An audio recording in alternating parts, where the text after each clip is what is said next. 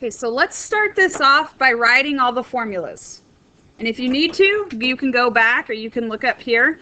But for our arithmetic, which remember the pattern was to add each time, if you just want to find a certain term, it's a sub n equals a sub 1, the first term, plus the common difference times n minus 1. And then there was a way to simplify that.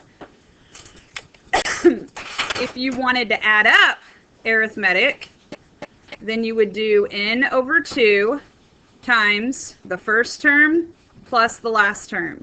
You do not have to memorize these, but you need to understand that these belong to arithmetic. And what I'm about to write belongs to geometric.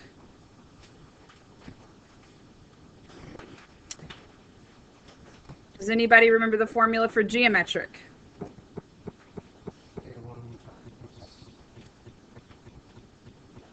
R to the n minus 1. Good. I'm kind of running out of space here. That's okay. We'll find some space. So the sum, this was the most complicated sum formula. It was the first term. Okay, we could put F there.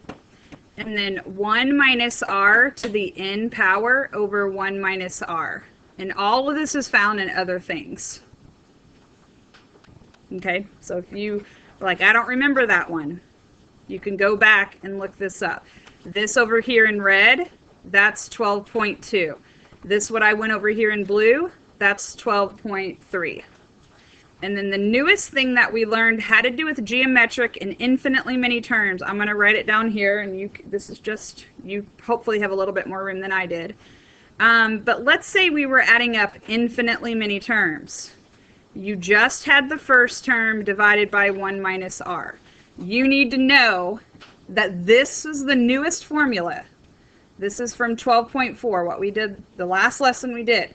This is only for geometric, and it's only when r is less than 1, or absolute value of r is less than 1. Okay, that's 5 formulas to know what they belong to. You don't have to memorize them, but you need to know which one goes with which.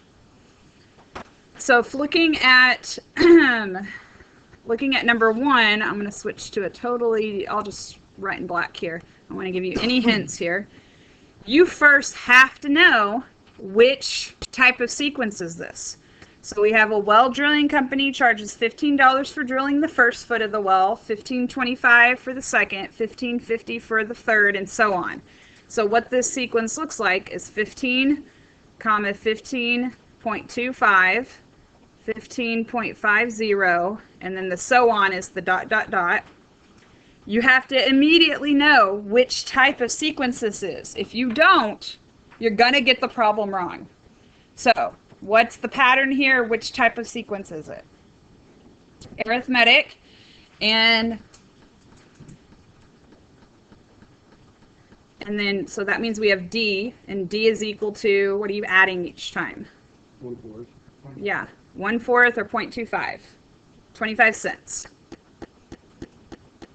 So there's 2 questions here. Some people might kind of miss the first question. The first question is, how much does the 75th foot cost? So that's basically asking us, what is the 75th term? And then it says, how much would it cost to have the company drill the 75-foot well? What would we need to do to answer that question? The sum. Okay, so if we're going to find the 75th term, we could maybe do that by adding 25 cents. That would take a really long time. A much more direct way is to go ahead and try to come up with the formula and then use that formula to find the 75th term. So I'm using this up here in red. Okay, the first term here is 15, and then we would go 0.25 n minus 1. Now because this is not my final answer, I'm not even going to worry about simplifying it. If the direction said, remember to simplify, this would not be okay to leave. But I'm only using this to find the 75th term, so I'm not going to simplify this one. And then this is where we get to use our calculator to do everything else. So go ahead and let's use the calculator to figure that out. I, by the way, am not going to be doing my calculator in this video. You have to make sure that you're able to type this in yourself and getting the answer. This, by the way, would be a good time to maybe think about reasonableness of the answer. For those of you that don't have your calculator, if we got $1 million, that probably wouldn't be very reasonable. If we got something less than 15, well, that wouldn't be reasonable either. We know it should be more than 15.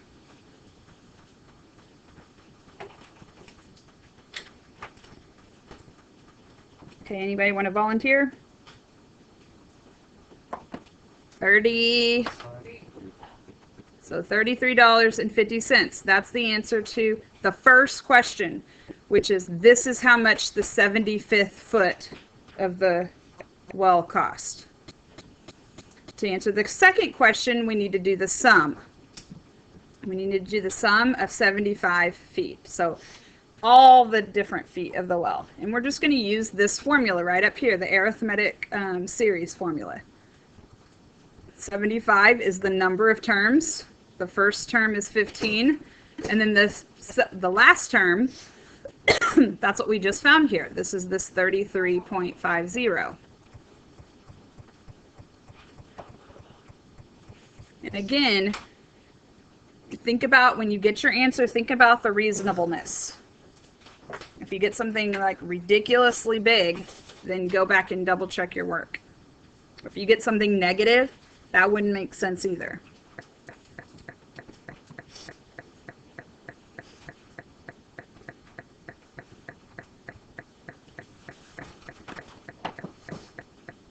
Okay, I got $1,818.75.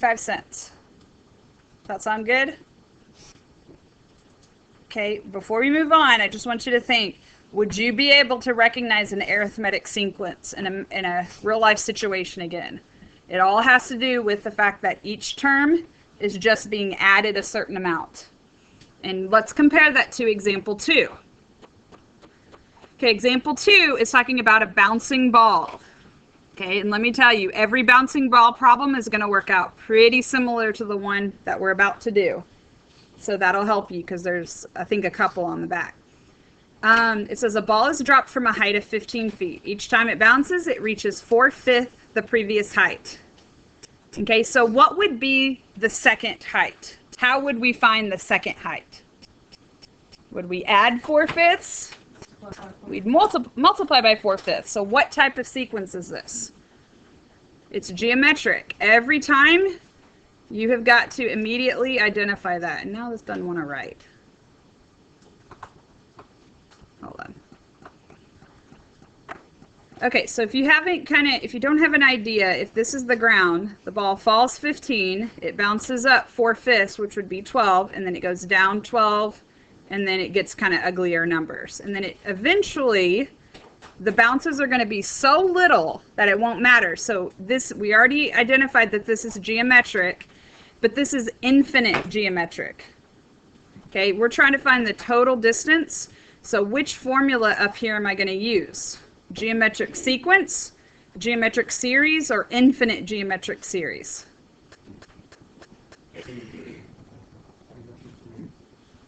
Does it tell us how many bounces there are going to be? No, we're going to assume that there are infinitely many bounces. Now it is going to stop bouncing, but the point is that after like the 100th bounce, it doesn't even matter. It's like hardly moving at all at that point. So we're actually going to use this infinite series. Okay, we're going to add up infinitely many terms, which is actually probably the easiest formula because all you got to know is the first, what is the first height? 15, they tell us that. And then R is this fraction, it's this 4/5. Okay, there's your R, label it if you need to. Here's your first term right here. Now this is not going to be the final answer, but it's the majority of the work. We got to use logic after this. So go ahead and figure out how many feet that is.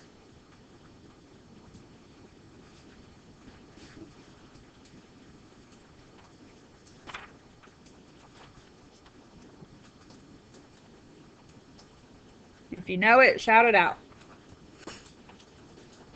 75. Okay, Now, the reason this is not the final answer is because all 75 has done, if you look up here, I'm going to do this in yellow. It's found that, plus that, plus that, plus that. It's figured out and added up each time how much the ball fell.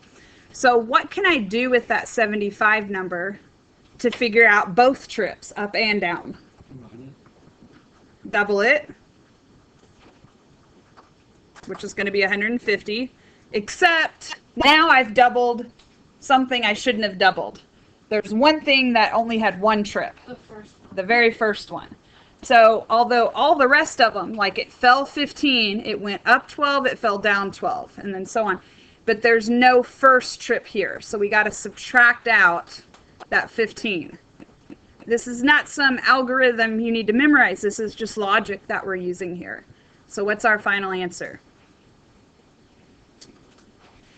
135 feet. Okay? Ball bouncing problems are going to work out this way. You're going to see two of them actually on the back. That means we kind of want you to know how to do them.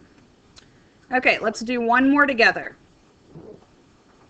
Okay, so if we look at this pile of logs, it says logs are stacked in a pile as shown below. The top row has 15, and we could have easily counted them to figure that out. And the bottom one has 21. How many logs are in the stack? Now, one way we could do this is just to count the number of logs, right? That would probably be the easiest thing to do. But let's say instead of 15 and 21, it was like 15,735,000, and then at the bottom it was 22 million. Do you see where I'm going with this? The numbers could be so big that you're not able to do it that way. All right? So I want to make sure that you're able to do it no matter what the numbers are. And if any of you are like, I just want to count them, you count them, and then we'll see if you get the right answer. It's not a bad way to check your work. Okay, do you know which type of sequence this is? Is the pattern from the top row to the bottom row, is it adding or multiplying? How'd you figure it out? Well, it's increasing by 1 each row. So how did you determine that it was increasing by 1? I'm just asking you to explain so that other students can kind of know the thought process. I counted how many rows there were and how many it changed, and changed how 1 each row to get from. So there's 1, 2, 3, 4, 5, 6, 7 rows, right? Whoops. Rows. Okay, the first one's 15, the last one's 21, and so you're just adding 1 each time, like the D is equal to 1. You got to figure out what you need to do to figure out that that's arithmetic. If the growth is pretty slow, that's a good indicator that it's arithmetic. If the growth were huge, that would be more geometric, because multiplying increases faster than adding. So if we want to know the total number of logs, we need to do the summation. So again, we have to go up here and we have to decide which summation formula. This is what you're going to need to do on your own. I have a knack for making things look easier than they are sometimes. So I want you to think to yourself, do you know which summation formula to use? We identified this as arithmetic, and so we're going to use the one over here in red. So all we need for that formula is to figure out how many terms, which is the same as the number of rows. So the number of rows divided by 2, and then times the first plus the last. And that's it. Now, it took me longer to explain this one problem than it probably took someone to count up all the logs. But if you can do this problem, you can do any problem like it. And so in the long term, this is a much more efficient way of solving this problem. And like I said, the numbers could be really gross. And you're not always guaranteed to even have a picture. Okay, anybody got an answer? 116. It's close. 126. I counted them too. I got 116. I counted and got 116. Do I have it wrong? Maybe. I don't know. You're pretty smart. I counted. Is everybody getting 116? I got 126. I don't think that's. Okay, so 36. I don't think the picture's right. I counted them. Did you count? Maybe the picture's wrong. That would be really tricky, huh? Yeah. Maybe someone copy and pasted this and then They left the picture but changed the numbers. 126 is the right answer. So maybe the picture's wrong. But, okay, so I'm not sure what's going on here. But I don't care to spend that much more time on it. The answer is 126. Okay, maybe the picture's wrong. Maybe it's not wrong. I haven't confirmed that. I don't know.